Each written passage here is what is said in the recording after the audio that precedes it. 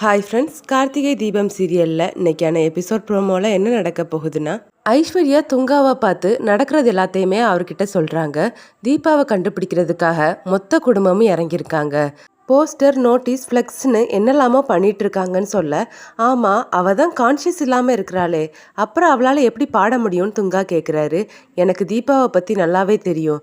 அவளுக்கு மியூசிக்னா உயிர். அவள் மட்டும் சபாக்குள்ளே கால் எடுத்து வச்சிட்டானா அங்கே இருக்கக்கூடிய சூழ்நிலைகள் எல்லாமே அவளை மாற்றிரும். அவள் பாட ஆரம்பிச்சிருவா. அவள் மட்டும் அப்படி கிடச்சிட்டான்னா அதுக்கப்புறம் கீதா அவங்களுக்கு கிடைக்க மாட்டா. அதனால தீபா அந்த சபாக்கு வர்றதுக்கு முன்னாடியே அவளை ஆளை வச்சு தூக்கிடணும்னு ஐஸ்வர்யா சொல்ல, கண்டிப்பாக நான் செய்கிறேன். எனக்கு அந்த கீதா ரொம்ப ரொம்ப முக்கியம்னு துங்கா சொல்கிறாரு.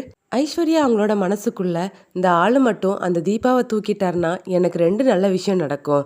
ஒன்று, அந்த தீபா செத்து போயிடுவா. அவளோட சேர்ந்து நான் தான் அவளை மலையிலேருந்து தள்ளி விட்டேங்கிற உண்மையும் அழிஞ்சு போயிடும். அது மட்டும் இல்லை, என் அத்தை ஒரு ரோஷக்காரி. கண்டிப்பாக கொடுத்த வாக்க காப்பாற்றிடுவாங்க. தீபா வரலனா அவங்க உயிரை விட்டுருவாங்க. அப்புறம் சொத்து பிரிக்கிறதுல எந்த பிரச்சனையும் இருக்காதுன்னு நினைக்கிறாங்க. துங்கா ஐஸ்வர்யா கிட்ட ஒருவேளை அந்த நோட்டீஸ் சக்தி கையிலையோ இல்லை அவளுக்கு தெரிஞ்சவங்க கையிலையோ கிடச்சி அந்த சபாக்கு போய் கார்த்திக் நம்பரை வாங்கிட்டா என்ன பண்ணுறதுக்குன்னு கேட்க, ஆமாம் இதை பற்றி நான் யோசிக்கவே இல்லை, உடனே அந்த நம்பரை போய் மாற்றிடுவோன்னு சொல்லிட்டு துங்காவும் ஐஸ்வர்யாவும் கிளம்புறாங்க.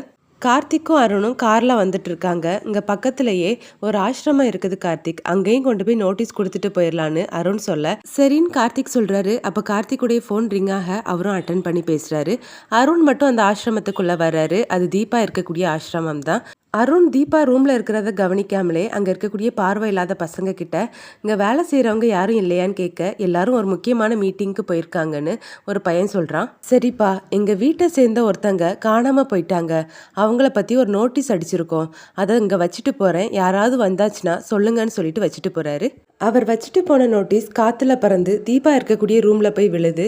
அதை எடுத்து பார்த்த சக்தி, தீபா மேடம் இங்கே இருக்கும்போது அவங்க நாளை மறுநாள் நடக்க போகிற கச்சேரியில் பாட போகிறதா போட்டிருக்காங்களே, இதை யார் கொண்டு வந்திருப்பான்னு வெளியே வந்து அந்த பார்வையில்லாத குழந்தைங்க கிட்ட விசாரிக்க, இப்போந்தான் ஒரு அண்ணன் கொண்டு வந்து வச்சுட்டு போனாங்கன்னு அந்த பையன் சொல்கிறான். சக்தி வாசலுக்கு போய் பார்க்குறதுக்கு முன்னாடி அங்கேருந்து கார்த்திக்கும் அருணும் கிளம்பி போயிடுறாங்க. அப்புறமா சக்தி அங்கே இருக்கக்கூடிய சிஸ்டர்ஸ் எல்லார்கிட்டையும் நடந்ததை சொல்கிறாங்க. தீபா மேடம் வீட்டை சேர்ந்தவங்க தான் வந்துட்டு போயிருக்காங்க.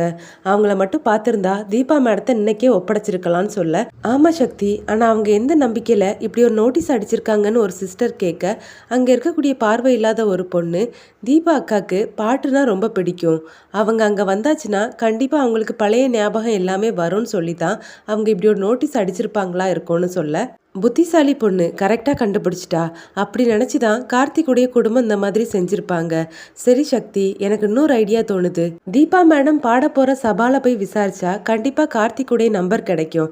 நீ வேணா போய் ட்ரை பண்ணுன்னு சொல்ல சக்தியும் கிளம்பி போகிறாங்க. சக்தி போகிறதுக்குள்ளேயே துங்காவும் ஐஸ்வர்யாவும் அங்கே போய் கார்த்திக்கு பதிலாக எங்கள் நம்பரை தான் கொடுக்கணும்னு சொல்லி துங்காவுடைய நம்பரை கொடுக்கறது மாதிரி அந்த மேனேஜரை மிரட்டுறாங்க. சரிங்க சார், நீங்கள் சொன்னது மாதிரியே உங்கள் நம்பரே கொடுத்துட்றேன்னு அந்த மேனேஜரும் சொல்கிறாரு.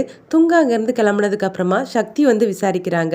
அப்போ கார்த்திக்குடைய நம்பரை கேட்கும்போது துங்காவுடைய நம்பரை அந்த மேனேஜர் கொடுக்குறாரு. சக்தி கார்த்திக்னு நினச்சி துங்கா கிட்ட பேசுகிறாங்க. சார், உங்களை தேடி தான் நான் இந்த சபாக்கு வந்திருக்கேன், நீங்கள் வர்றீங்களான்னு கேட்க, நீங்கள் அங்கேயே வெயிட் பண்ணுங்க, இப்போ வந்துடுறேன்னு சொல்லிட்டு துங்காவும் ஐஸ்வர்யாவும் கிளம்புறாங்க. சக்தி வெயிட் பண்ணிட்டு இருக்கும்போது அங்கே கொஞ்சம் பேர் காவடி எடுத்துட்டு வராங்க. அதை பார்த்த சக்தி அவங்க கிட்ட போய் ஆசீர்வாதம் வாங்கிக்கிட்டு பிரசாதமும் வாங்கிட்டு நிற்கிறாங்க. அந்த நேரம் ஐஸ்வர்யாவும் துங்காவும் காரில் வந்து இறங்குறத சக்தி பார்த்துடுறாங்க. இவங்க எதுக்காக இங்கே வந்திருக்காங்கன்னு மறைஞ்சு நின்று பார்க்கும்போது தான் அவங்க நம்பரை எப்படி மாற்றி கொடுத்துருக்கிற விஷயம் சக்திக்கு தெரிய வருது. நல்ல வேலை, அந்த முருகன் தான் நம்மளை காப்பாற்றிருக்காருன்னு சொல்லிட்டு சக்தி அவங்க மனசில் நினைக்க இந்த எபிசோட் ப்ரோமோ முடியுது.